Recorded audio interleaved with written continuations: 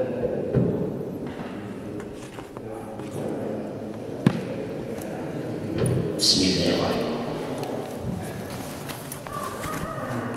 Assalamualaikum warahmatullahi wabarakatuh.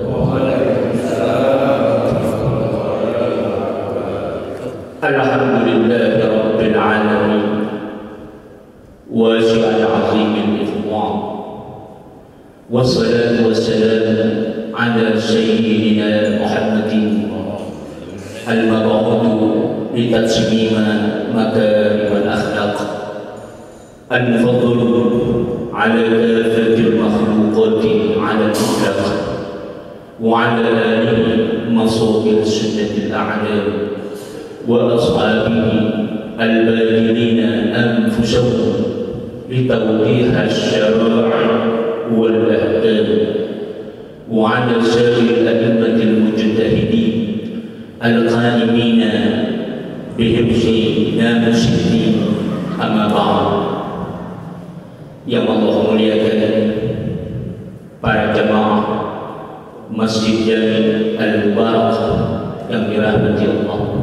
Sebagaimana biasa, insyaallah setiap bulan Sabtu pertama ba'da subuh kita membuka kitab hadis, yaitu Asy-Syama'il Muhammadiyah,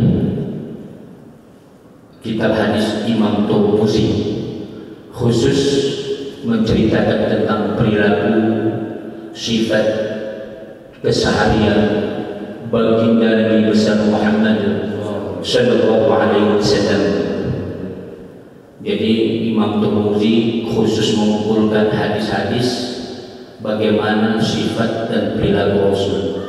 Rasul pakai cincin, pakai sendal, pakai apa saja, bentuk rambutnya, bentuk fisiknya, bagaimana cara makannya, pakaiannya, serbannya, baju perangnya, dan sebagainya.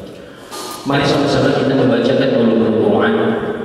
Lin-Nabi Muhammadin sallallahu alaihi wasallam, ya Rasulullah wa ala azwajihi wa alihi wa ahli al-bait ajma'in wal awliya was-salihin wal anbiya wal mursalin wal malaikatil muqarrabin wa abaina wal ummahatina wal jaddina wal jaddatina wal asatidina wal muallimina wal mashayikhina wal jami'il muslimina wal muslimat wal mu'minina wal mu'minat al-ahya'i minhum wal amwat, khususan li sahibil mu'allif kitab Asy-Syama'il Muhammadiyah lil Imam Abi Aisyah Muhammad bin Sawrah Muhammad bin Sawrah At-Tirmidzi sahibus sunan wa nafa'ana bihi wal muslimina bi ulumihi wa bi ulumi jami'il ulama. Amin ya Allah. Ya Allah ya Tuhan, anugerahkanlah kepada kami keberkahan di dalam majelis ilmu ini, di dalam majelis kitab hadis Imam Tirmidzi ini.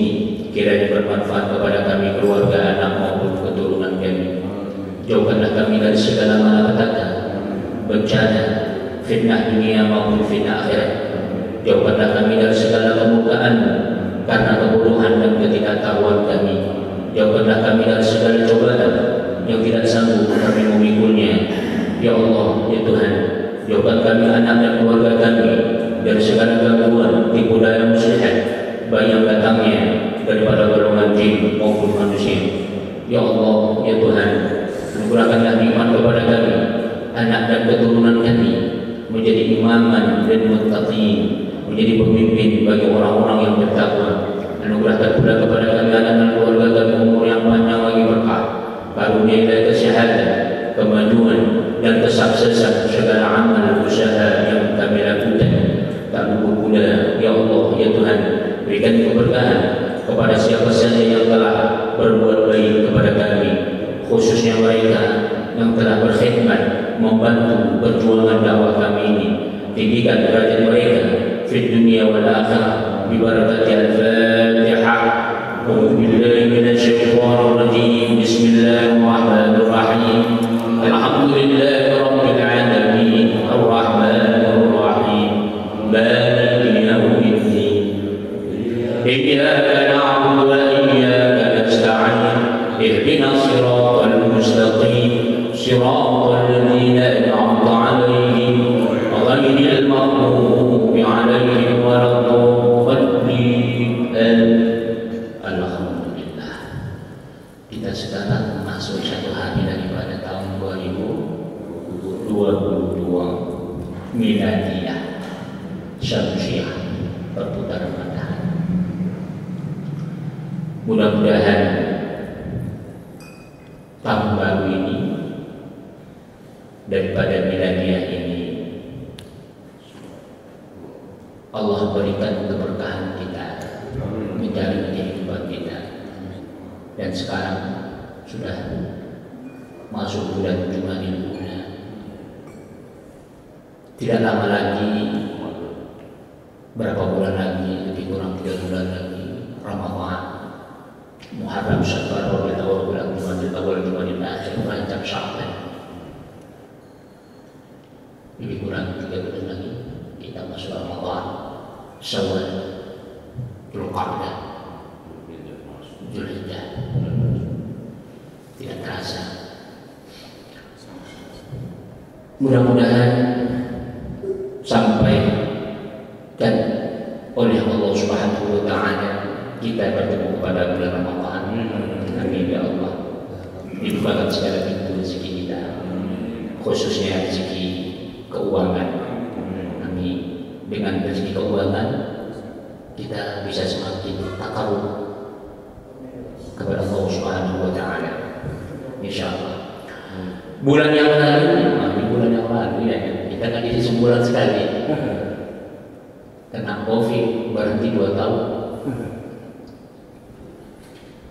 Jadi yang lalu kita sudah sampai hadis Rasulullah SAW yang ke-124.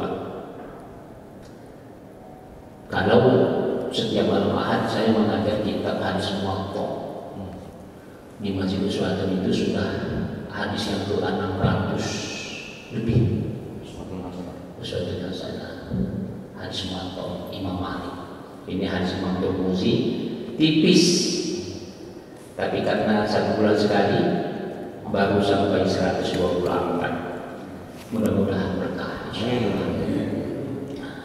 Yang lalu hadatsana Salmah bin Subair atau bin Syabib, diceritakan kepada kami oleh Salman bin Syabib. Hadatsana Abdullah bin Ibrahim al-Madani, diceritakan kepada kami oleh Abdullah bin Ibrahim al-Madani. Hadatsana Ishaq bin Muhammad al-Ansari, diceritakan kepada kami oleh Muhammad al-Ansari al-Rabi', bersumber dari Rabi' bin Abdurrahman an Abdurrahman bin Abi Sa'id an Abi Sa'id an Abi dari ayahnya an jaddi dari kakeknya Abi Sa'id, itu Abi Sa'id al-Khudri. Qala, dia berkata, kana Rasulullah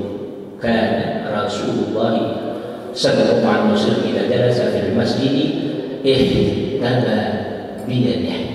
Nah, ini di antara sifat Rasulullah. Adalah Rasulullah sallallahu alaihi wasallam kalau duduk di masjid itu dia terkadang ihtaba biyadihi. Apa ihtaba? Idza jumi'a atau idza jama'a dhahruhu wa sa'aihi biyadihi. Jadi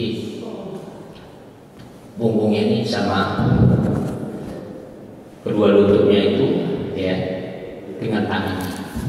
Berarti ada masanya begitu Rasulullah dulu istilahnya. Mungkin letih kalau begini terus letih. Menunggu waktu sholat.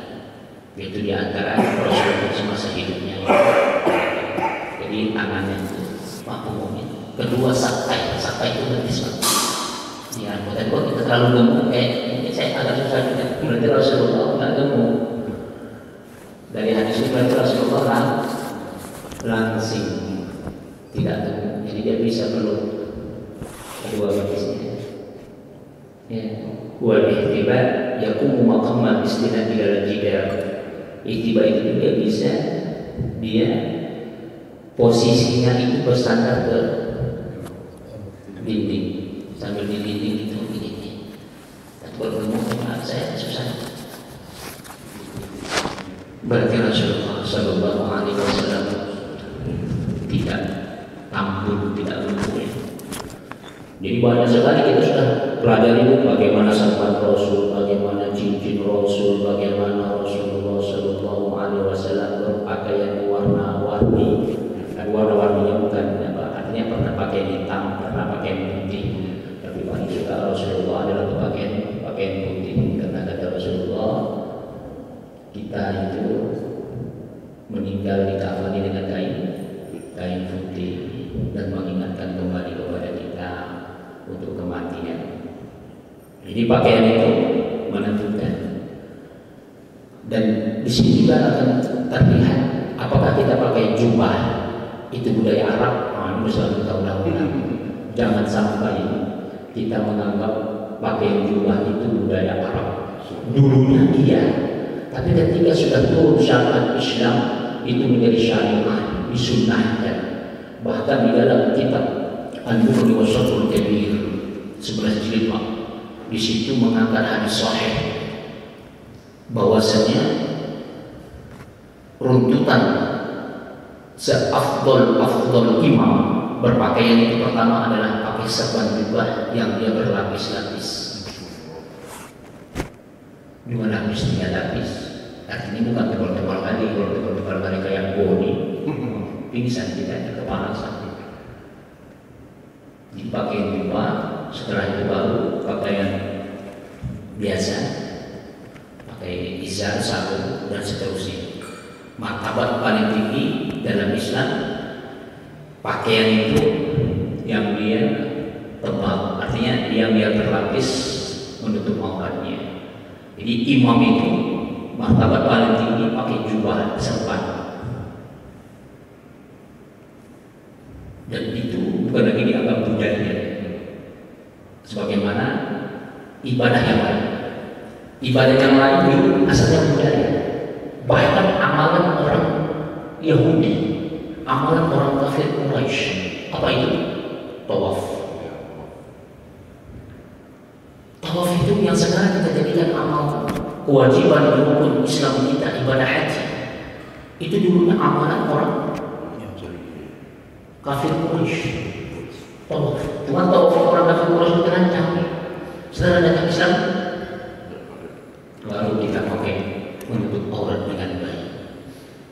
Kemudian apa lagi budaya yang menjadi syariat? Musafah. Ini budaya Yaman, Arab Yaman, bukan semua Arab. Makanya nanti bisa dibaca dalam kitab hadis Ibnu Majah, Sahih Ibnu Majah. Rasulullah Shallallahu Alaihi Wasallam mengatakan umat Islam itu sebaiknya setiap jumpa itu bermusafah. Kata Rasulullah, barang siapa ya? Bainal mu'minin, di antara orang beriman apabila dia berjumpa dia saling bersalam, maka gugurlah dosanya sebagaimana gugurnya dedaunan dari atas pohonnya. Makanya sebaik-baik bapak, sebaik-baik saya, sebaik-baik kita, kalau kita jumpa sesama kita, saudara muslim, kita nggak mau salaman, dibilang orang contoh. Tapi sekeras-keras kita, sejahat-jahat kita, kalau kita masih mau menundukkan tangan, sejuk rasanya. Orang yang kita sakiti, memaafkan hati. Itu dulu budaya. Apalagi budaya yang jadi syariat 10 Muharram, 10 Asyura. Itu dulu puasanya orang Yahudi, Bani Israel. Tapi kata Rasulullah, nahnu muslimun ahaq, kita orang Islam lebih berhak mengamalkan 10 Muharram. Tapi jangan sama. Kalau orang Yahudi, orang Bani Israel itu pas tanggal 10 saja, kita kalau bisa dari tanggal 9, 10 dan 11. Makanya Imam Syafi'i mengamalkan 3 hari. Tapi kalau orang amalkan 10 saja boleh kan? Boleh.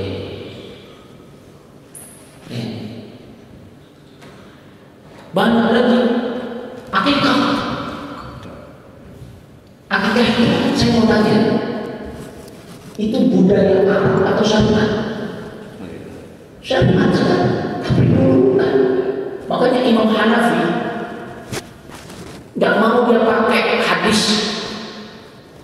tentang akikah.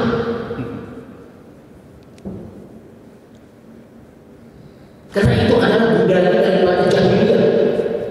Makanya ketika Allah wajibkan fasholli li rabbika wanhar, maka kamu sholat dan sembelihlah korban.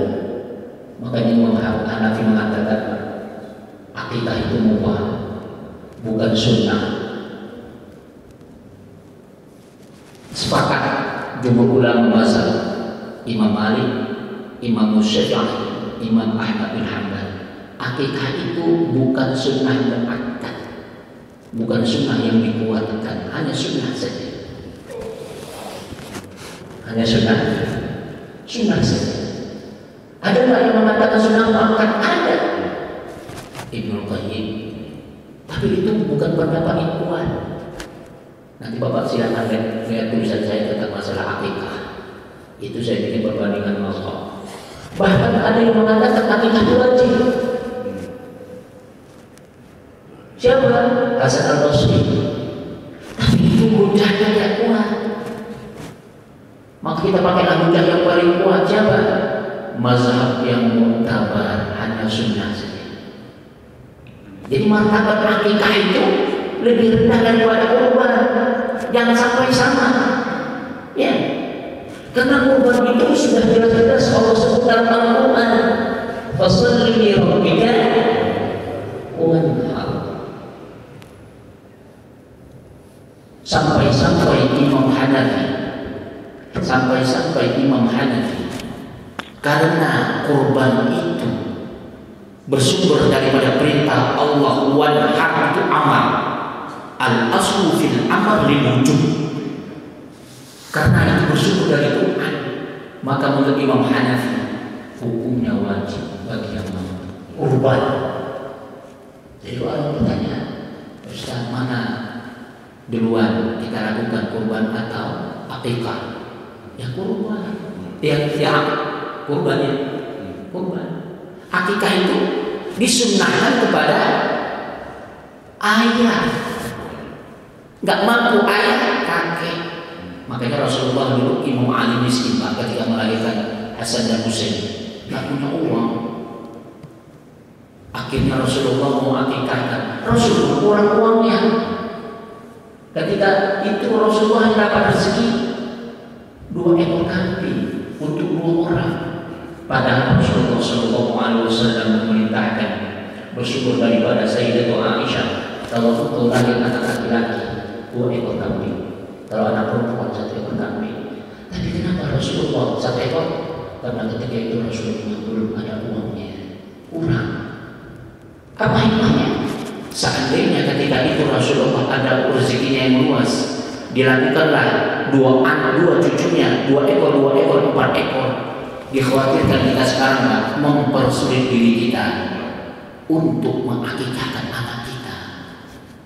Seandainya dulu Imam Ali mampu mengakikahkan anaknya, maka kita orang tua sekarang ketakutan kalau tidak mengakikahkan anak kita. Kalau seandainya Rasulullah dulu tidak akikah umur 40 tahun setelah ada nubuat, mungkin kita tak pernah melakukan akikah setua ini, ya.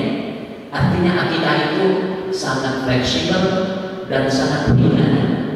Orang tua kita dulu nggak sanggup mengakikahkan kita, maka kita lalu akikahkan diri kita. Boleh jadi orang tua kita dulu belum diakikahkan, kalau kita ada rezeki beli kambing, ya Allah, aku akikahkan ibuku, ayahku, meskipun sunnah, tapi sebaiknya kurban lah. Mendingan bapak kurban untuk ayah dan ibu. Tapi kalau sudah nazar atau wasiat, kurban tidak boleh kita makan, ya. Kambingnya tak boleh kita makan atau sapinya, yang pulang. Kita sudah nazar atau wasiat untuk orang yang meninggal, ayah kita, ibu kita minta bagian kita, tak boleh. Ya, kalau kurban tak boleh nih. Jadi terserah, kalau banyak duitnya bikin akikah. Kalau akikah disunahkan kita masak dagingnya, kita hidangkan untuk orang-orang tetangga kita, orang miskin, orang soleh, dan siapa saja. Kalau kurban disunahkan kita ngasih dagingnya mentah. Jangan pula kurbannya sendiri dimasak lagi kurban, baru kasihnya orang, jangan. Makruh, bahkan menurut sebagian ulama Imam Syafi'i nggak sah. Pendapat Syafi'i, ada ulama Imam Syafi'i daging kurban itu kalau dimasak kita kasih orang nggak sah. Nah, seperti itu. Oke, kita terlalu jauh. Kita masuk ke hadis Rasul tentang wudhunya. Itu yang lalu. Kemudian kita masuk sekarang bab ma ja'a fi takah Rasulullah sallallahu alaihi wasallam. Apa takah? Muttaqian. Artinya apa? Jalasa mu'tamidan ala jambi. Rasul itu duduk bersandar di sisinya. Duduk bersandar. Artinya dia duduk gini bersandar gini, Pak. Bapak pernah lihat orang duduk? Kalau ini disebut al-wisadah, fahiya ma'rufah kal-mikhaddah aw ghairihi mimma yustadlu alaihi. Seperti bantal. Bapak duduk pakai bantal gitu. Nah, ada bantal. Nah, jadi ternyata Rasulullah dulu suka itu. Makanya orang Arab sampai sekarang budayanya Pak, nggak pakai kursi ya. Duduk di bawah pakai sandaran. Pakai depan seperti bantal. Jadi kita pun kalau duduk di bawah ini lebih teduh, lebih sejuk hati kita, lebih kita menghormati orang lain. Ketimbang kita duduk di atas meja, boleh di atas kursi, boleh. Tapi ada psikologi dalam Islam itu.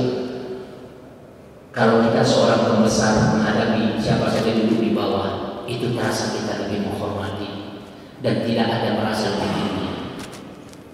Tapi tidak semuanya juga kita bisa duduk di bawah kan? Kalau ada yang stroke, ada yang kakinya kram, termati dan sebagainya, ya nggak apa-apa, boleh diselonjorkan.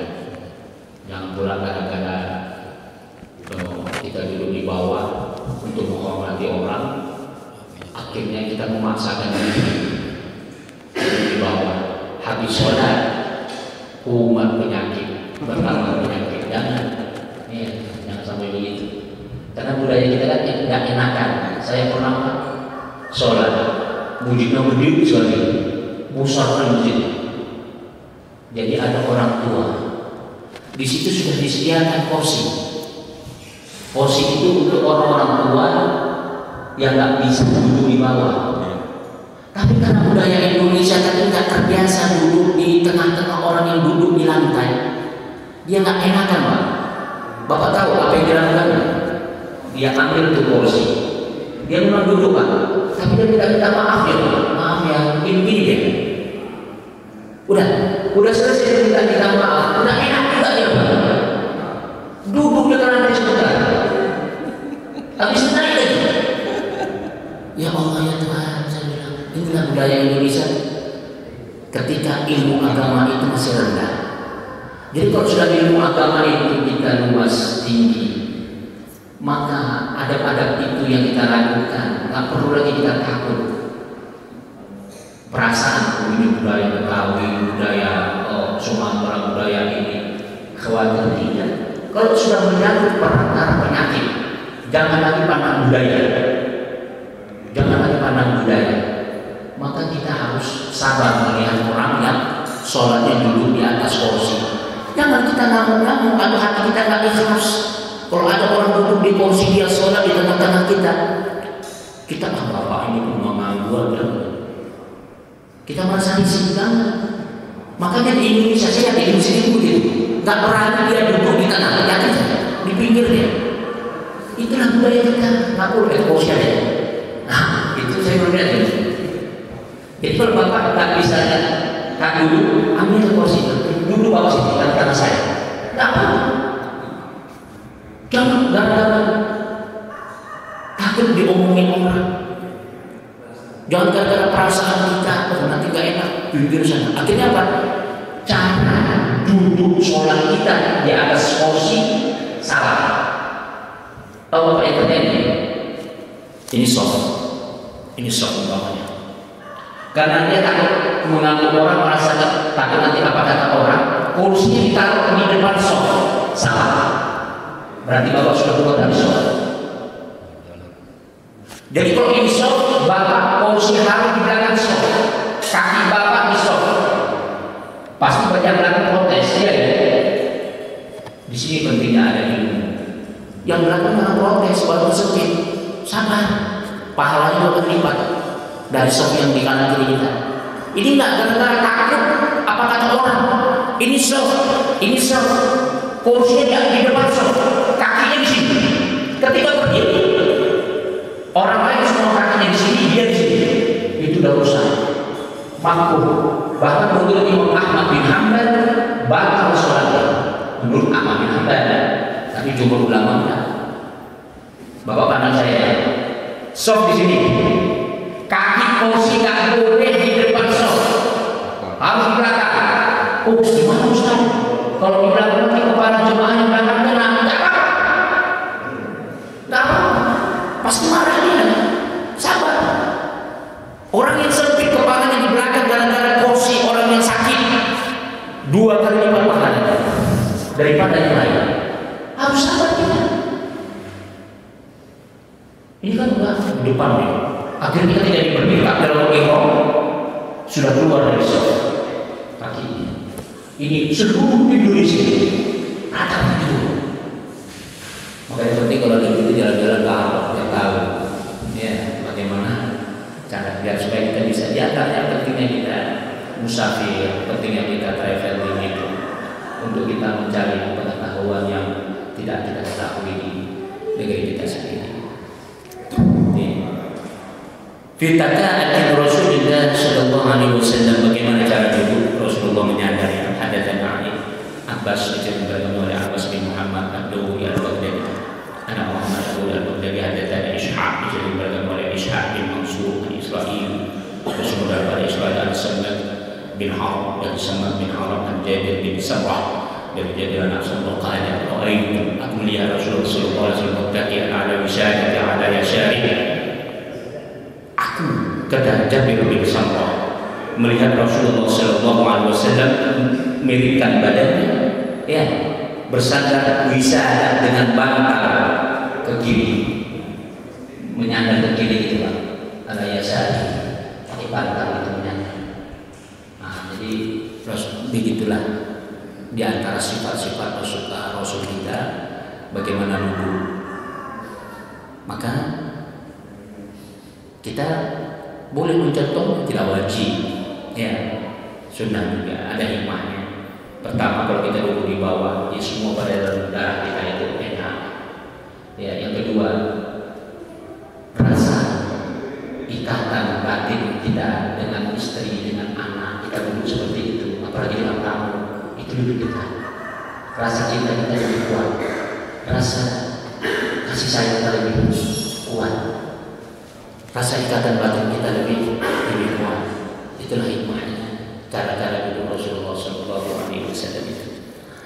Hadatsana Humayd bin Mas'ud diceritakan oleh Humayd bin Sa'ad anak Sa'ad, hadatsana Bashar diceritakan oleh Bashar bin Mufaddal anak Mufaddal, hadatsana Al-Jalil diceritakan kepada kami oleh Jalil anak Abdullah bin Sa'ad Abdurrahman bin Abi Bakrah anak Abi Bakrah an-Nabi dari ayatnya qala dia berkata qala Rasulullah sallallahu alaihi wasallam, Rasulullah sallallahu alaihi wasallam bersabda, ada uhadidukum bil bi'aqbal kabar, maukah kamu wahai sahabat ku ceritakan apa itu dosa besar?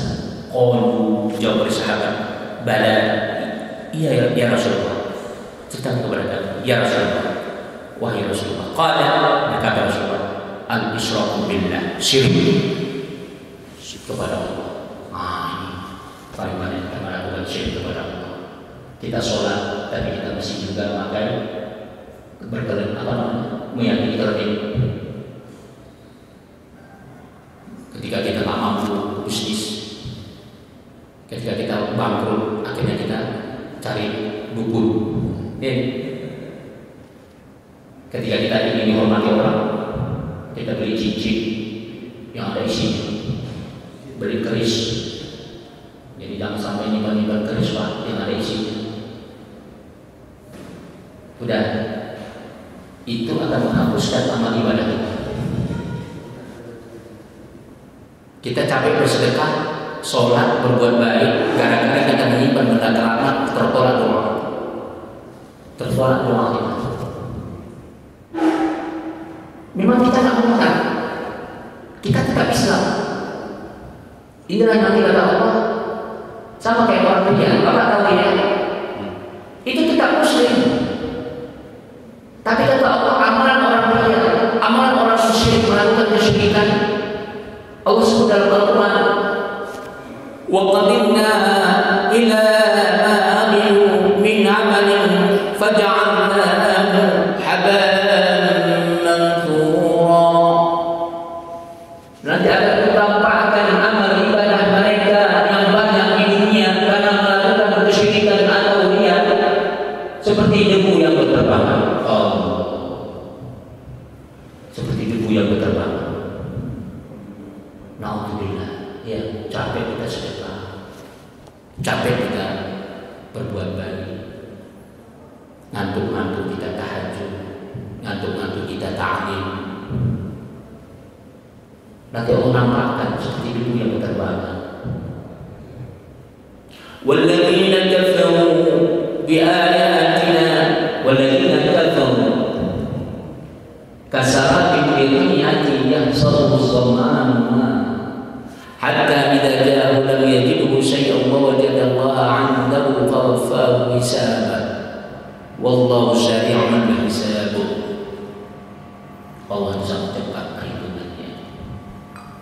Orang-orang yang tak berakibat, orang Islam yang ria, orang Islam yang ria melakukan kesyirikan, menyimpan benda-benda keramat, menyimpan keris, menyimpan tangkal, menyimpan peret, menyimpan santet, beramal amalan santet, mempercayai dukun.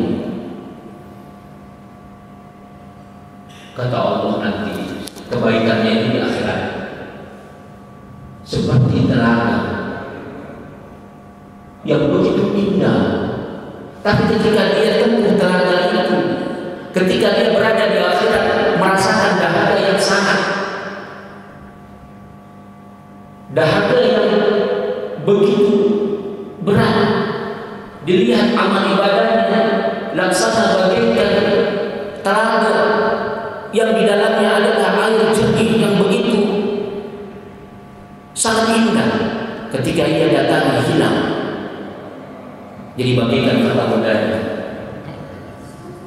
Itu gara-gara asyirku billah.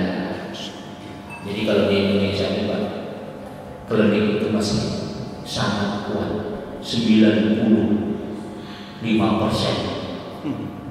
bangsa Indonesia yang Islam saja itu. Kalau yang non Islam sudah lah, yang Islam saja 95% masih meyakini itu, dan berbagai macam bentuknya. Kalau dukun hitam, kita bisa menolak. Insya Allah dukun-dukun hitam, orang yang masuk di masjid ini nggak ada yang percaya, nggak ada yang mau. Tapi dukun-dukun berjubah, iya, seperti saya pakai serban, mengamalkan selawatan, tapi ternyata bisa mengobati orang, bisa kebal, bisa mengetahui hati orang, bisa ngerti isi kantong orang, warna celana dalam bapak tahu, bisa menggandakan uang.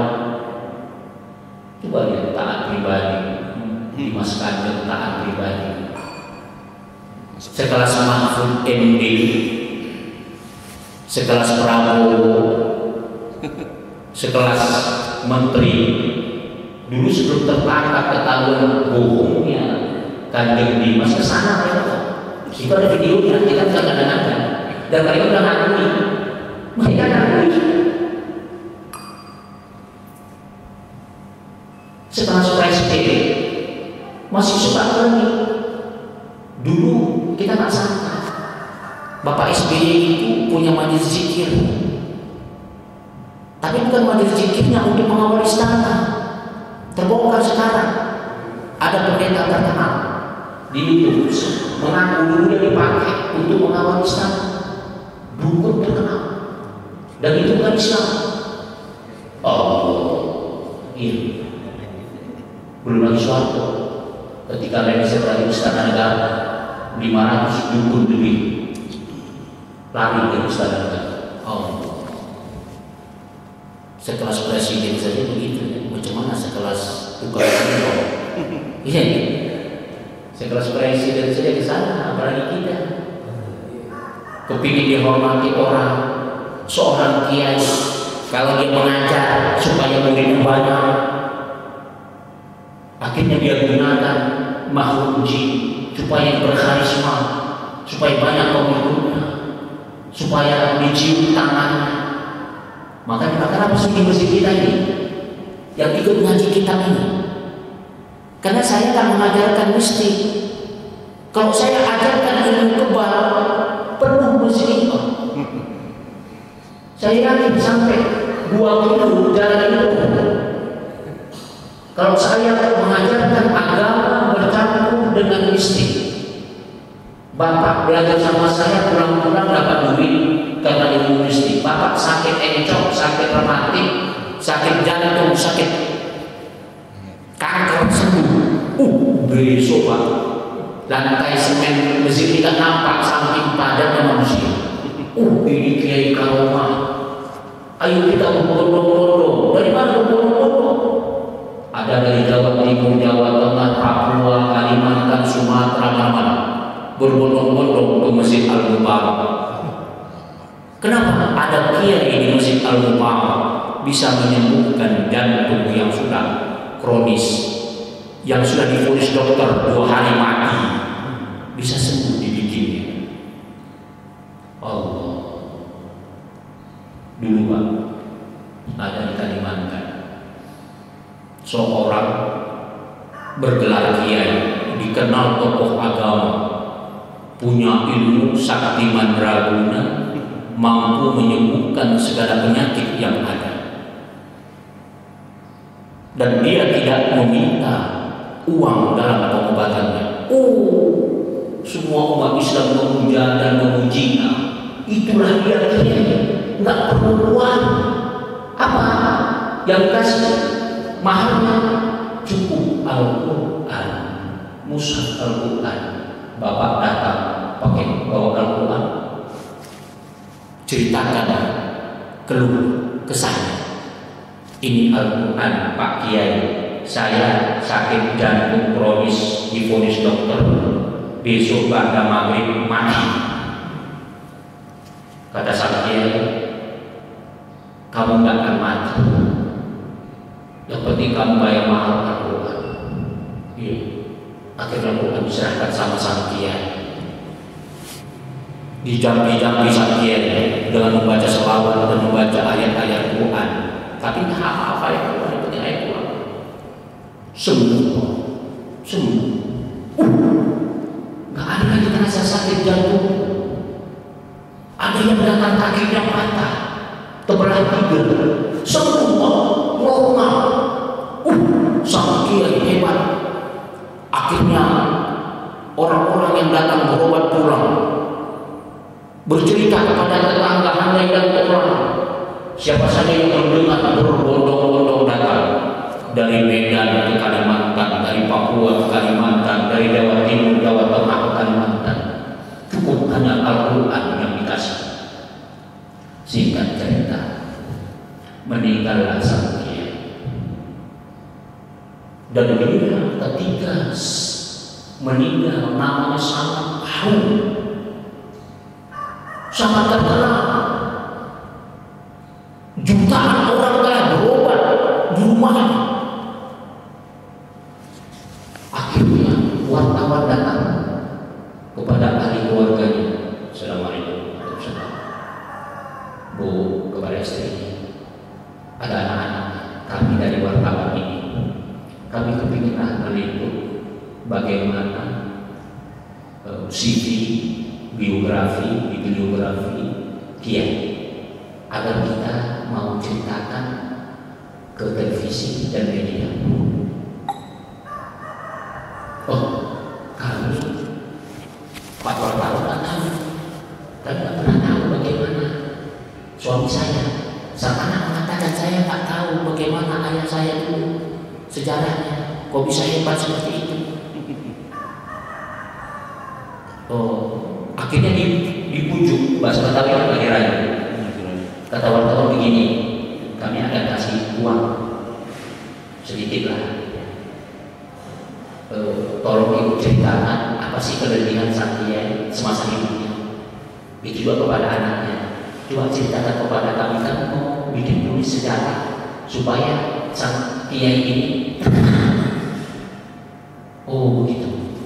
Bingung istrinya, apalah yang diamalkan suaminya. Akhirnya terperanjat anaknya. Oh mama, kayaknya ada satu peninggalan ayah kita. Kata bang, dulu semasa hidup ada kamar, sebuah kamar terkunci dengan gembok. Wasiat ayah mah dan mama mengingat, iya ini wasiat suami saya. Ada kamar digembok dengan gembok yang besar dan kuat, jangan sekali-kali dibuka. Oh, penasaran?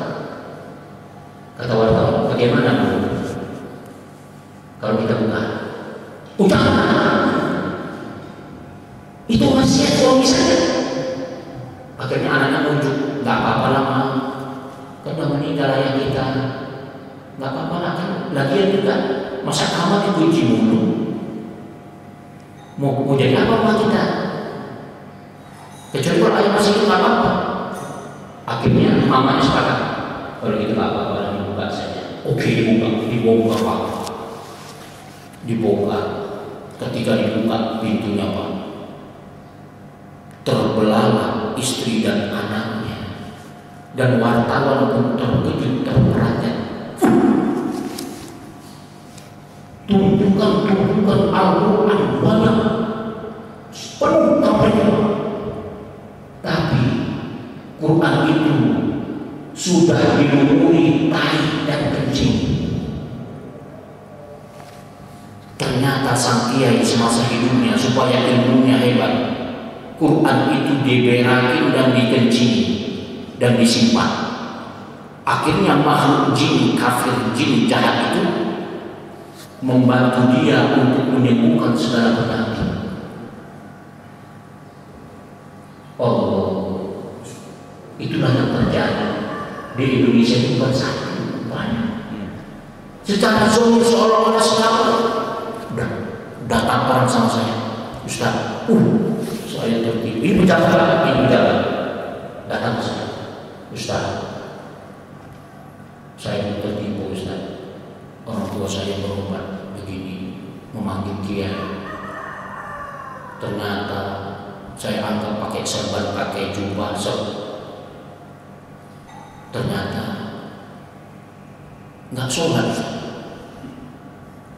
dan dia bisa menyembuhkan. Ilmunya banyak. Inilah yang terjadi. Banyak yang ngaku-ngaku kiai pakai serban, pakai jubah, berselawat, tapi berikhtiar, bercampur dengan kekuatan jin. Banyak. Bapak silakan buka itu. Mau saya sebutkan.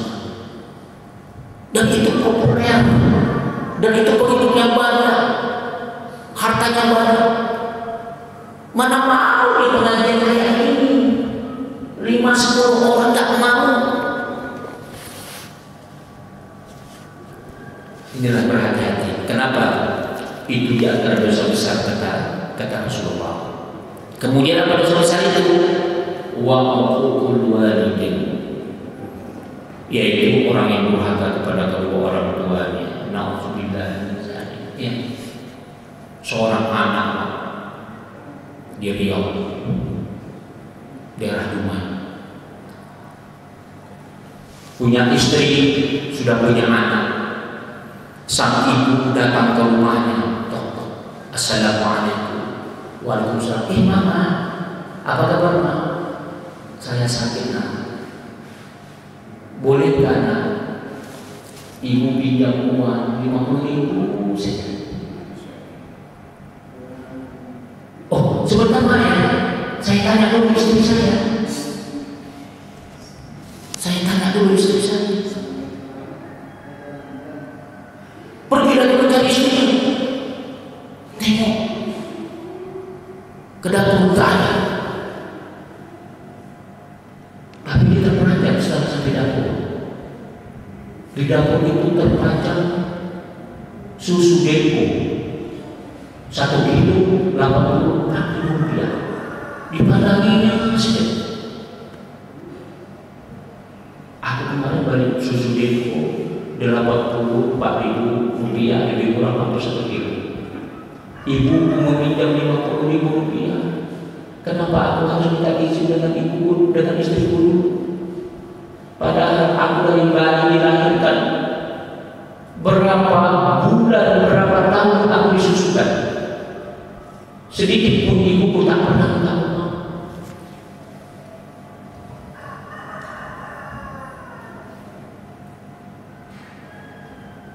Akhirnya dia datang ke ibunya.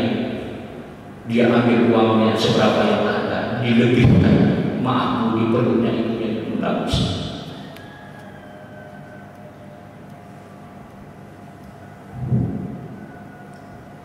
Tidak pantas seorang ibu seperti memiliki sama anak.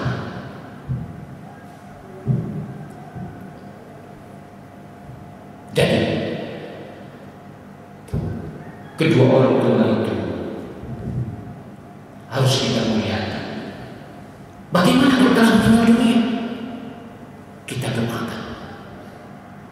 Kalau ada rezeki kita sedikit, belikan kue, kita sumbangkan kemana saja, terutama mungkin kepada orang-orang miskin.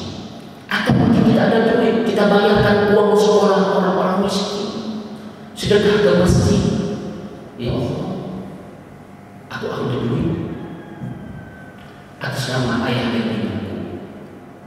Kita lebihkan untuk ibu kita, karena kata Rasulullah, martabat ibu dengan ayah kita lebih tinggi 3 tingkat. Ibu kita dari ayah, ibumu ya, baru ayahnya. Tahu kenapa? Padahal wanita itu Pak lebih banyak dosanya kepada suaminya ketimbang suami berdosa kepada istrinya. Karena kenapa Rasulullah harus kita utamakan ibu kita? Karena perempuan itu banyak dosanya. Ibu kita itu lebih membela kita ketimbang ayah kita. Makanya kita banggakan sedekah kita 100.000, 75.000 untuk ibu, 25.000 untuk ayah kita. Kenapa?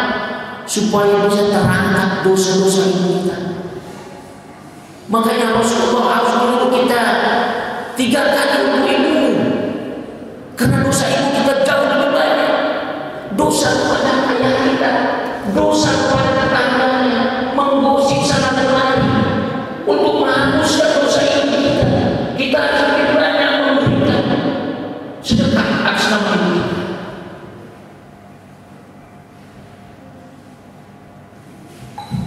Ibu kita berani mencari harta yang haram demi kita. Makanya ketika kita sudah tidak ada, perbanyak. Nggak bisa kita memberikan sedekah uang. Senyum kita dengan saudara ibu kita, senyum dengan tetangga semasa hidup ibu kita. Biar tetangga itu memaafkan ibu kita.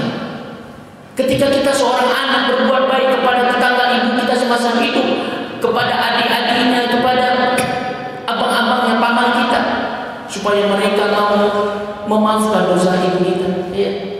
Makanya kata Rasulullah ketika wafat kedua orang tua kita, apa amal ibadah yang waktu kita lakukan? Berbuat baik kepada saudara-saudara ibu kita, kepada teman-teman kita. Itu yang terakhir. Qaul zur, dusta, pembohong, jangan sampai kita bohong. Qala kama zala Rasulullah sallallahu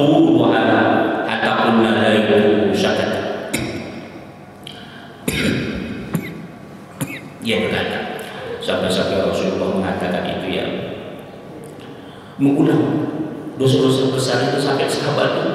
Kalau itu Ustaz, kalau misalnya semua Nabi Muhammad SAW takut dong.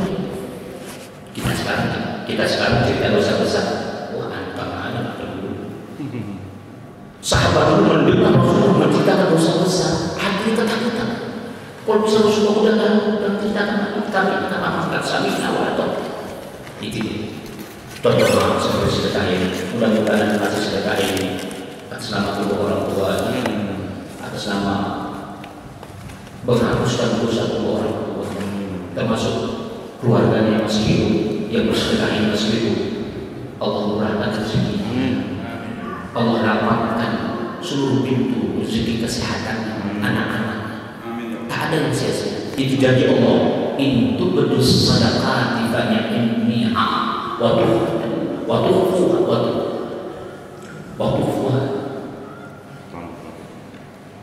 itu betul sedekah banyak ini waktu al-fuqara fa huwa khairul lakum wa yukaffiru ankum min sayyi'atikum. Kamu sedekah terang-terangan atau sembunyi kata Allah. Tapi kalau sama orang miskin, sebaiknya sembunyi-sembunyi supaya orang miskin itu tidak ada tumbuhannya. Hikmah sedekah kata Allah akan menjadi kifarat dosa-dosamu. Engkau punya banyak sebesar apapun dosa orang tua, Allah angkat sebab sedekah, walaupun hanya seteguk air aqua, walaupun hanya sebutir bakwan. Sampai sedekah. Kemarin saya khutbah di sini, saya angkat ayat Al-Quran. Sedekah itu adalah di antara martabat yang paling tinggi yang langsung Allah balas di dunia dan di akhirat. Langsung dibalas di dunia.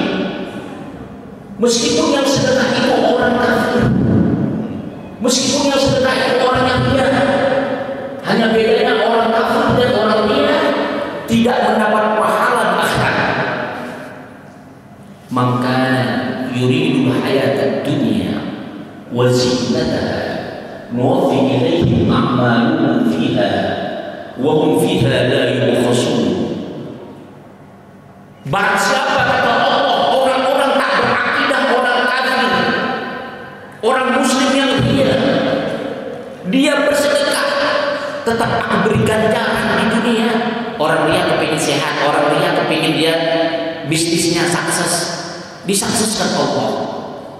Tapi kata Allah, itu hanya di dunia dia dapat, di akhirat tak dapat. Seperti debu yang keterlaluan. Bayangkan, orang kafir saja sedekah langsung Allah balas, apatah lagi kita orang Islam yang ikhlas. Wallahu ta'ala a'lam bishawab. Silakan kalau ada tanya. Oke, silakan. Fadhal. Apa saja Pak? Di luar daripada kitab hadis kita nggak apa-apa. Silakan. Fadhal. Tentang amalan sesuatu, tapi tidak dilihat ta'ala yang kemarin ada ustaz yang namanya membaca salawat 4 kali bisa mendatangkan rezeki atau membaca. Yang kedua saya tanyakin orang yang mengadakan maulidan tapi memakai bawang muda, itu gimana? Itu ya. Alhamdulillah. Allahumma sholli ala sayyidina Muhammad. Ada ustadz yang mengatakan berselawat kalau nggak ikhlas tertolak. Bukan hanya selawat, semua ibadah ketika tidak ikhlas tetap Allah beri ganjaran, tapi di akhirat enggak. Bapak nggak percaya? Bapak nggak percaya? Ini kisah nyata. Orang Kristen di Riau, dia rumahnya di tengah-tengah hutan. Dia setiap hari keluar dari rumahnya melalui hutan, pulang tengah malam.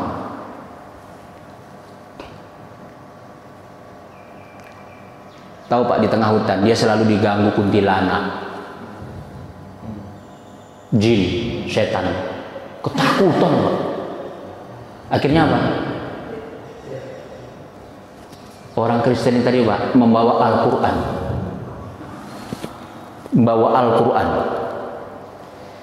dia ngomong Pak sama tetangga-tetangganya, termasuk orang yang menceritakan sama saya, semenjak saya membawa Al-Quran, jin yang ganggu saya di hutan gak berani gitu.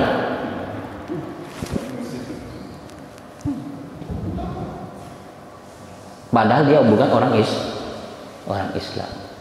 Bapak tahu di Mesir orang-orang Kipti, orang Koptik, Kristen Mesir itu suka baca Quran.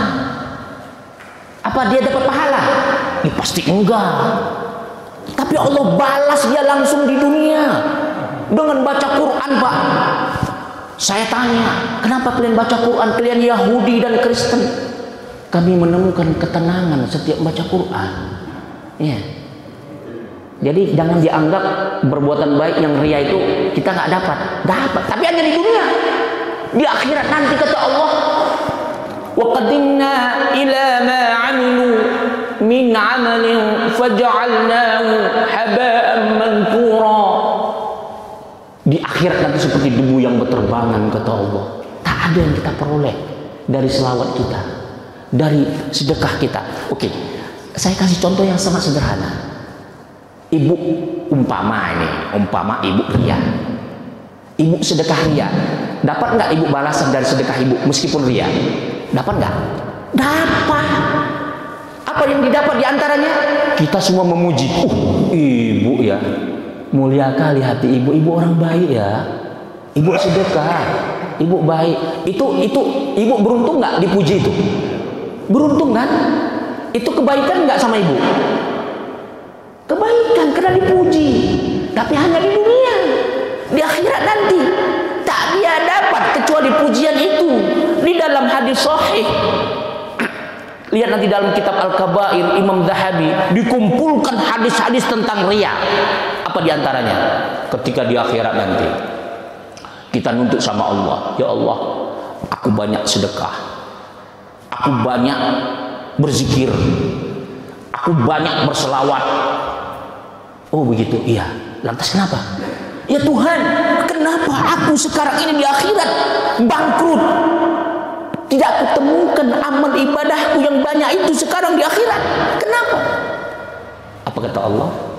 Coba kamu ingat, kamu sedekah, kamu berzikir, kamu tahajud karena siapa?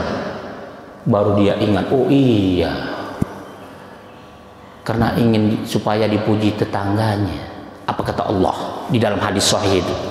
Silahkan kau cari tetanggamu, orang-orang yang kamu anggap memuji engkau, kau minta pahala dengan mereka. Iya. Jadi di dunia tetap dapat Pak.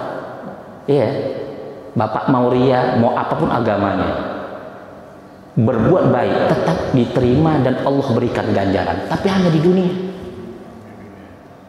Dalam hadis sahih, innal kafira idza amilal hasanat, orang kafir yang melakukan kebaikan itu kata Rasulullah sallallahu alaihi wasallam, kama qala Rasulullah sallallahu alaihi wasallam, dia mendapat thawabid dunia, pahala dunia. Itu Rasul yang mengatakan dalam hadis sahih.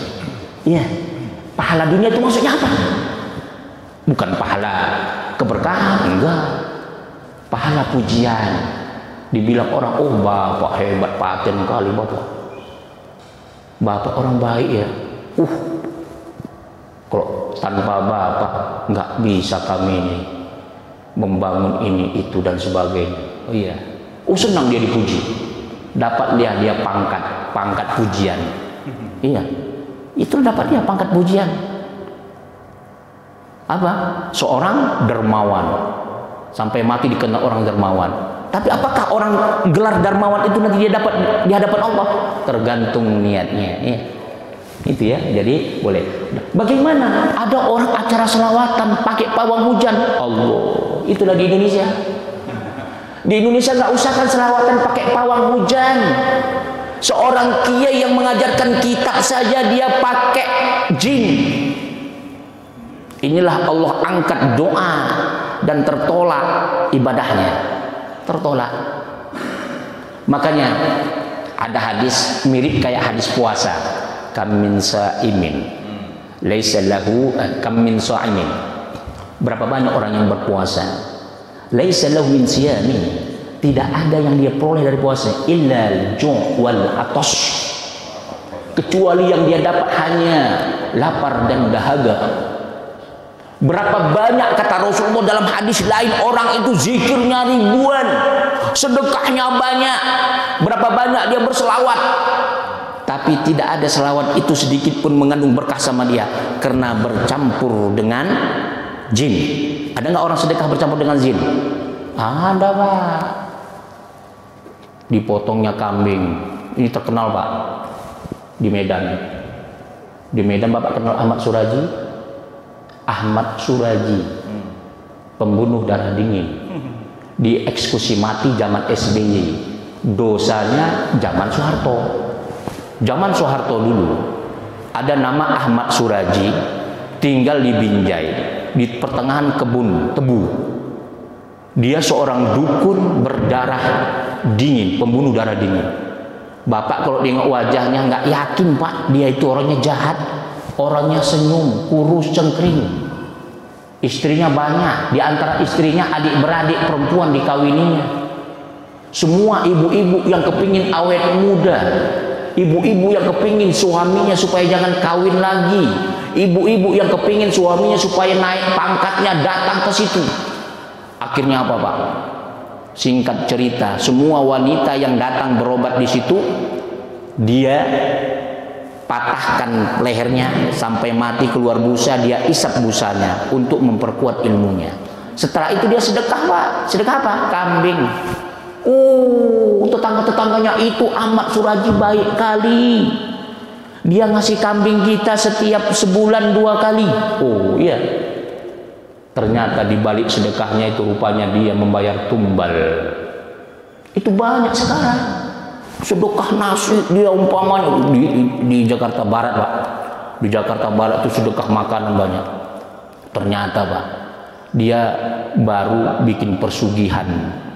Dia baru mengorbankan nyawa anak kandungnya sendiri supaya dia bisa kaya. Jadi dia harus tumbalnya apa? Anak kandung jadi tumbal supaya kaya. Setelah itu dia bersedekah. Hati-hati, ya. Gitu juga acara selawatan pakai pawang hujan. Pawang hujan itu pakai jin yang memindahkan hujan. Oh, ini awan terlalu banyak di sini. Rame-rame lah jin itu mendorong awan tuh sampai ke Ciracas atau sampai ke Jakarta Pusat. Akhirnya Jakarta Pusat kehujanan, berdosa. Bukan hanya berdosa gara-gara itu. Kata Allah, kita berserikat. Wa annahu kana rijalun minal ins ya'uduna birijalin minal jin fazaduhum rohaqa.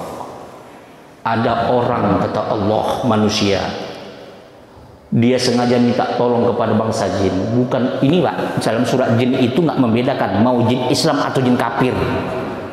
Dalam surat jin itu disebut jin itu ada Islam wa ammal qasitun, ada jin muslim, ada jin mukmin, ada jin yang maksiat, ada jin muslim, ada jin kafir. Tapi Allah tak membedakan siapa saja yang dia minta tolong kepada bangsa jin. Fazaduhum rohaqa, semakin banyak dosanya, semakin bertambah penipunya, pembohongnya, dan sesatnya. Dalam ayat lain Allah kuatkan, hal unabbiukum ala man tanazzalu syayatin tanazzalu ala kulli affakin athim yulquna sam'a wa aktsaruhum kadhibun. Kata Allah, maukah kamu kutunjukkan kepada siapa setan bangsa jin itu kuturunkan kepada dukun? Maka semua ucapan dukun itu banyak bohongnya. Tahu Pak bohongnya? Bapak memang sembuh paru-paru Bapak sama dukun, tapi jinnya itu dilengketkan di badan Bapak. Kemudian jinnya itu memeluk istri Bapak di kamar. Bapak nggak nampak. anak bapak yang perempuan mandi diintipnya sampai seumur hidup. Bapak mau paru-paru bapak sembuh, tapi jin di dalam badan bapak menggauli istri bapak dan anak perempuan bapak. Saya bukan nakut-nakuti, ini Allah yang cakap. Apa kata Rasulullah? Seorang dukun yang berserikat dengan jin, wa aktar min mi'ati kadbah, lebih daripada 100 kedustaan. Memang kita dibisikkannya betul. Kamu nanti pergi ke Ciracas akan dapat duit 5 juta tercecer di jalan. Betul Pak, dibisikkannya. Ketika kita ambil, jin itu nggak mau gratis Pak. Dia ikut sama kita nimbrung dan dia mencicipin istri kita, mencicipin anak kita. Dan kita semakin lama-lama terus digiringnya kita dalam kesesatan. Kalau kiai itu nggak mungkin setan itu menyesatkan kiai untuk berbuat yang buruk, tidak. Tapi dia terus mengajarkan kebaikan, tapi di dalam kebaikan itu dicampur aduknya ajaran-ajaran kesesatan. Makanya jangan heran ada kiai nggak apa-apa pakai susu. Bapak pernah dengar nggak? Ada kiai mengatakan pakai susu boleh. Allahu Akbar. Disitulah cara setan untuk menyesatkan perlahan-lahan seorang kiai mengajarkan susu katanya halal. Padahal susu itu adalah jinnya ada di situ.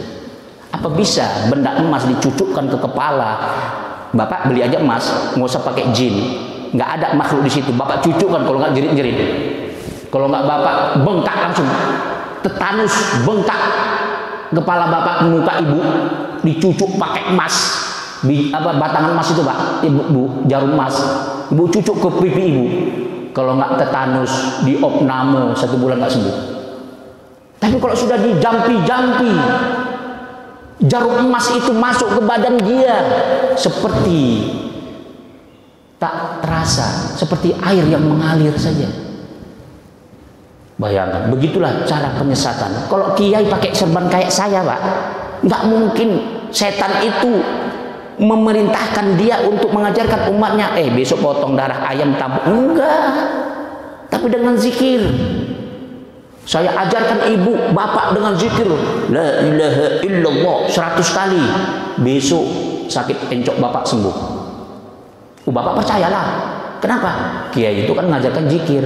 Padahal ditransfernya makhluk khodam yang di badannya itu ditransfernya ke bapak. Akhirnya dimakannya darah bapak. Bapak pun menjadi tempat sarang makhluk itu. Karena bapak sudah berzikir melalui saya. Bapak percaya saja, saya kan berzikir. La ilaha illallah, tidak ada Tuhan selain Allah. Saya nggak syirik. Gara-gara bapak salah berguru dengan kiai yang memakai khodam. Khodam sang kiai ditransfernya ke bapak. Apa bisa gratis? Bapak nolong saya 1 kali, bapak kasih saya. 2 kali bapak kasih saya. Bapak tolong saya 3 kali, maki-maki bapak. Ustadz ini menyusahkan aku aja. Tapi bapak akan mau nolong saya sampai mati apabila bapak ada untungnya. Bapak nolong saya ada untungnya. Saya mau tanya, makhluk gaib yang bukan satu jenis dengan kita, bukan saudara kita, dia menolong bapak gratis. Mana mau gratis ya? Masa gratis? Minimal dia harus cicipin istri kita. Nauzubillah.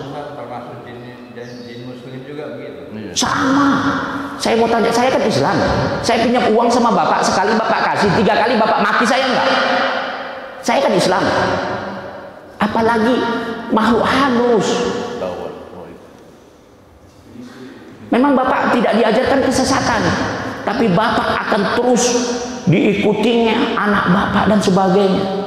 Makanya kenapa kata Rasulullah, barang siapa yang mendatangi kahinan, dukun, aw arrafan, peramal, lam tuqbal salatuh 40 yawman, ditolak salatnya 40 hari 40 malam. Pak, kalau dihalalkan kita berserikat dengan jin Islam, Rasulullah sudah duluan berjihad pakai jin Islam.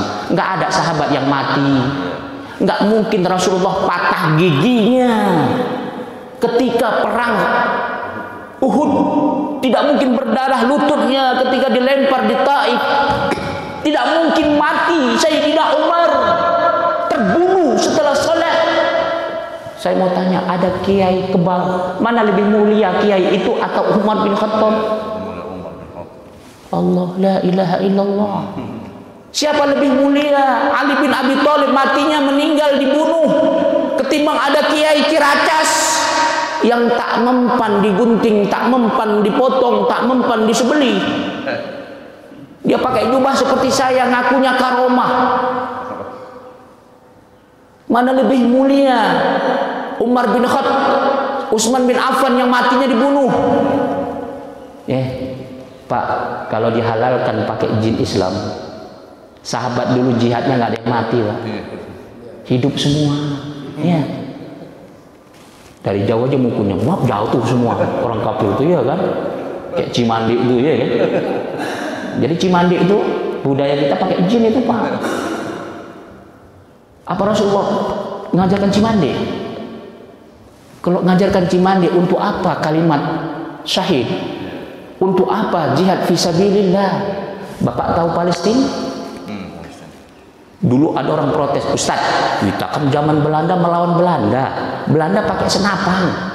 Ya kita pakai dukun lah, kita pakai ilmu kebal. Udah. Rasulullah dulu nggak pakai. Oh, kan zaman Rasulullah kan sama-sama pedang, Ustaz. Ya nggak perlu lah pakai dukun. Udah. Kamu lihat Palestina. Mana lebih canggih senjata Israel ketimbang senjata Belanda tahun 45, tahun 30. Ada nggak orang Palestina kebal, Pak, ditembak? Ada nggak orang Palestina sekarang ini memperjuangkan Baitul Maqdis nggak mempan ditembak? Ada nggak? Tapi mereka mencari kematian demi di jalan Allah. Mereka mengatasnamakan Allah dan Rasulnya, meskipun mereka harus cacat seumur hidup, ditembak sampai pecah matanya. Bahkan Syekh Yasin ketika sholat subuh, Pak, seorang Syekh Yasin itu nggak punya tenaga, sholat saja didorong pakai kursi roda, dibom pakai helikopter, bukan ditembak, pakai bom helikopter, tinggal tulang belulang. Apa kebal? Nggak kebal. Kalau dihalalkan kebal, negara-negara Arab, Pak, nggak perlu beli senjata. Iya, melawan Israel. Iya. Wallahu ta'ala a'lam bisawab. Kita tutup. Al-Fatihah. Bismillahirrahmanirrahim. Alhamdulillahirabbil alamin arrahmanir rahim maliki yaumiddin. Iyyaka na'budu wa iyyaka nasta'in. Ihdinas siratal mustaqim. Siratal ladzina an'amta 'alaihim ghairil maghdubi 'alaihim waladdallin. Allahumma ja'al hadzal majlis ya Allah barakatan wa mubarakah wa ba'id alaina fitnatan minad dunya wal akhirah walhamdulillahirabbil alamin. Assalamualaikum warahmatullahi wabarakatuh.